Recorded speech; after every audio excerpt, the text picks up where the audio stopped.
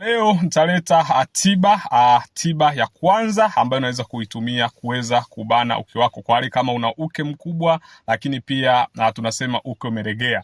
Tiba unayotakiwa kufanya, mwambie mwenza wako akufikishe kileleni. Kushindwa kutofikishwa kileleni ni chanzo kimojawapo kinachopelekea uke wa mwanamke kuregea, lakini pia na kuwa mkubwa. Hii imethibitishwa kabisa. Unajua, unapokuwa unafanya tendo la ndoa na mwanamke anapofika kileleni, basi unakuta huwa unajikaza na unakaza na kujifinya. Kwa hiyo ni njia mojawapo ambayo unaweza ukaitumia kubana ile misuli kubana misuli ambayo ipo kwenye uke. Kwa hiyo suluhisho namba moja, kama una uke mkubwa lakini pia uke wako umeweza kuregea, hakikisha mme wako anakufikisha kileleni. Na wewe kama ni mwanaume, hakikisha mke wako kwanza unamfikisha kileleni. Ni tiba mojawapo utakayotumia kumuondolea hiyo changamoto.